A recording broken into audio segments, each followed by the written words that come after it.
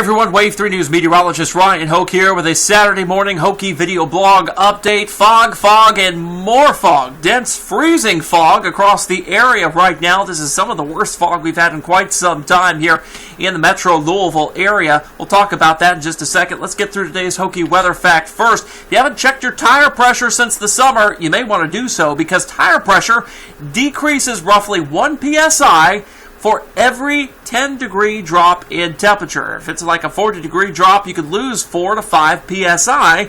And when you want to have an efficient, fuel-efficient vehicle, you want to make sure that your tires are pumped up as much as they can be, of course, within the acceptable limits, because higher tire pressure equals better fuel efficiency. So, want to make sure you do that as we go throughout the winter season. This is a live look at our Kentucky One Health SkyTrack camera at the harbors in Jeffersonville. We are looking down toward the on-ramp to the Kennedy and the brand new Lincoln Bridge. You can't see it.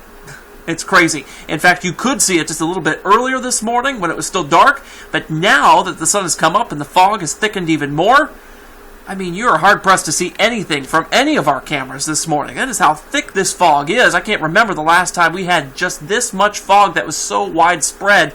I know we did have some low visibility, some fog back in November, early November here at the city, but nothing like this, folks. Dense fog advisory until 10 o'clock this morning for most of our counties except southern Kentucky. Freezing fog advisory until the same time for Lawrence, Jackson, and Jennings counties. Here is the current visibilities. Half-mile visibility up there in Seymour, but man, 1/10 of a mile. That is it here in Metro Louisville for visibility.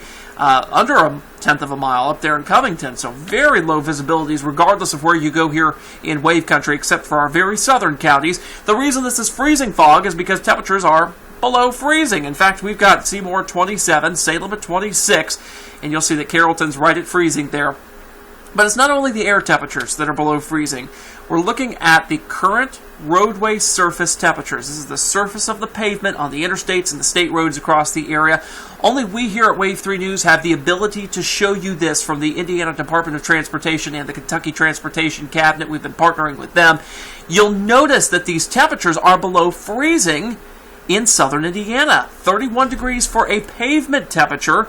In Jeffersonville, there's the Lincoln, the Kennedy Bridge from the in-dot camera there. You can see how much fog they've still got there. 29 is the air temperature from that sensor, all right? So there is going to be a discrepancy between the air temperature and the pavement temperature because pavement usually lags behind during the cooling process. It stays warmer for longer because, of course, air heats up quicker than the ground does. 30 degrees for a pavement temperature and Bird's Eye, 28 the air temperature there. We'll round out our look there in Corydon. Can't see much because of the fog, of course. 31 for a pavement temperature.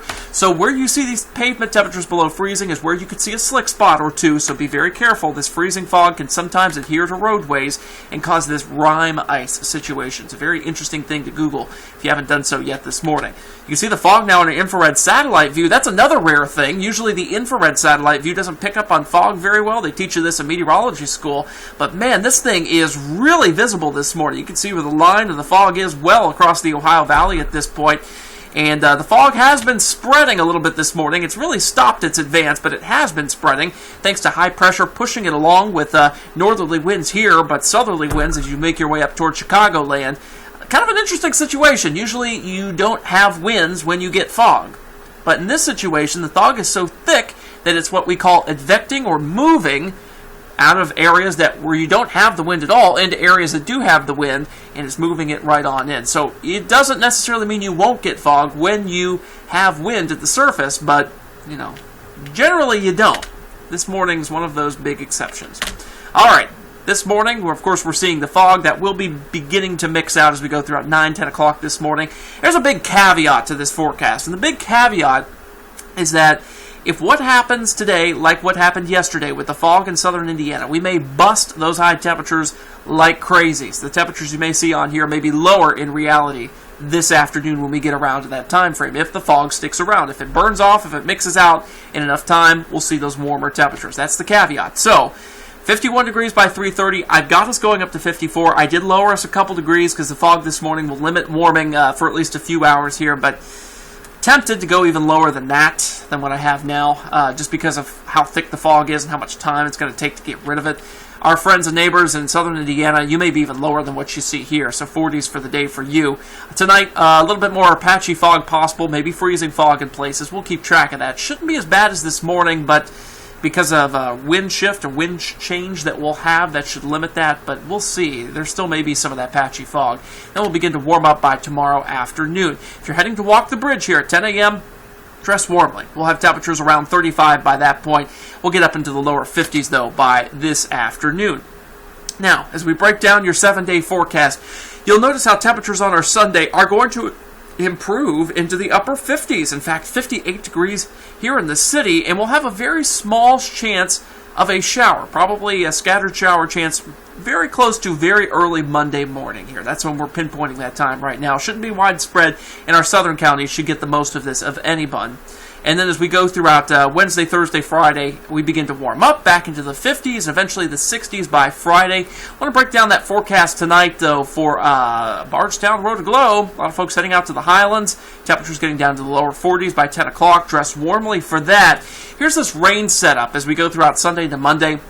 Very compact, bowling ball-like area of low pressure moves through the lower Ohio Valley. It's cut off from the main flow, so it's going to move just a little bit slower than the rest of the jet stream. Regardless, though, we are going to be seeing clouds in the increase as we go throughout Sunday night into early Monday morning, and then that could generate a couple of these showers. You'll see our southern counties are at most risk of this as we go throughout that time. The interesting part of the forecast, because this 7 days kind of banal for this time of year, right? The interesting part of the forecast is in the earliest alert outlook. Look what happens by the 13th. Yes, we get a chance of thunderstorms in here. Some of these may be gusty, kind of like the last few storm chances we've had lately, where we get a big old gully wash of rain and then some gusty winds to go with it. Maybe something like that. We will keep track of severe weather chances, but I think the timing may prevent that at this point. We'll keep an eye on it otherwise. 50s after that for a couple days, then 40s, then 30s. The GFS is advertising. That's a model, the GFS. The GFS is advertising that we may get a pretty good shot of cold air in here just before Christmas here on the 18th. Precipitation is a possibility too. What kind of precipitation? Yeah, 2 weeks out. We're not going to be discussing that in any detail at this point, but something that we'll have to keep track of there. You may have seen Brian yesterday talking about how the timing of this may be a little murky, how the GFS may be overestimating things, and that's why I've taken the 15th and the 16th up to more seasonable levels, because that's a lot colder on that model as well. But I think by the 18th, though, it's a little more tenuous at that point, trying to apply that logic there. So we'll keep track of it. That's the latest for now. I'm Meteorologist Ryan Hoke with a very foggy, Hokey video blog. Stay safe out there today, folks, and enjoy your Saturday.